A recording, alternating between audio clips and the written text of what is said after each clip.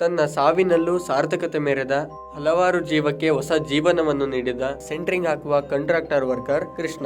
ಕೃಷ್ಣ ಎಂಬ ವ್ಯಕ್ತಿಯು ಚನ್ನಪಟ್ಟಣ ನಗರದ ಶ್ರೀಗಂಧ ಲೇಔಟ್ ವಾಸಿಯಾಗಿದ್ದು, ಇವರಿಗೆ ಒಂದು ಗಂಡು ಹಾಗೂ ಹೆಣ್ಣು ಮಗುವಿರುತ್ತದೆ. ಸಂಕಲಗೆರೆಯಲ್ಲಿ ಸೆಂಟ್ರಿಂಗ್ ಕೆಲಸ ಮಾಡುವಾಗ ತನ್ನ ತಲೆಯ ಹಿಂಬದಿಗೆ ಒಂದು ಮರ ಬಿದ್ದು ಏಟಾಗುತ್ತೆ. ರಕ್ತ ಎಪ್ಪುಗಟ್ಟಿರುತ್ತೆ. ನೋವಿನ ಮಾತ್ರೆ ತಗೊಂಡು ರೆಸ್ಟ್ ಕೂಡ ತಗೊಳ್ಳದೆ ಕೆಲಸ ಮಾಡ್ತಿರ್ತಾರೆ. 2 ದಿನ ನಂತರ ತಲೆ ಸುತ್ತು ಬರುತ್ತೆ. ನಂತರ ಪಾರ್ಶ್ವವಾಯು ಅಂದರೆ ಲಕ್ವ ಸೆಳೆತ ಆಗುತ್ತೆ. ಈ ಸಮಯದಲ್ಲಿ ಚನ್ನಪಟ್ಟಣ ನಗರದ ಬಸ್ ಸ್ಟ್ಯಾಂಡ್ ಸಮೀಪವಿರುವ BJ ಲಿಂಗೇಗೌಡ ಆಸ್ಪತ್ರೆಯಲ್ಲಿ ಅಡ್ಮಿಟ್ ಕೂಡ ಮಾಡ್ಕೊಳ್ತಾರೆ. 1 ದಿನ ಕಳೆದ ನಂತರ ಆಗಲ್ಲ, ನಿಮಾನ್ಸ್ಗೆ ಹೋಗಿ ಅಂತ BJ ಲಿಂಗೇಗೌಡ ಆಸ್ಪತ್ರೆಯವರು ತಿಳಿಸುತ್ತಾರೆ. ಆಮೇಲೆ ನಿಮಾನ್ಸ್ಗೆ ಹೋದರೆ ಮೀರಿ ಹೋಗಿದೆ, ಇಲ್ಲೂ ಆಗಲ್ಲ, ಅವರು ಉಳಿಯಲ್ಲ, ಸ್ಪರ್ಶ ಆಸ್ಪತ್ರೆಗೆ ಹೋಗಿ ಅಂತ ಕಳಿಸ್ತಾರೆ. ಆನಂತರ ಸ್ಪರ್ಶ ಆಸ್ಪತ್ರೆಯಲ್ಲಿ ಆಪರೇಷನ್ ಕೂಡ ಮಾಡ್ತಾರೆ. ಆಪರೇಷನ್ ಮಾಡಿ ಮಾರನೆಯ ದಿನ ತುರ್ತಾಗಿ ಮತ್ತೊಂದು ಆಪರೇಷನ್ ಆಗಬೇಕು.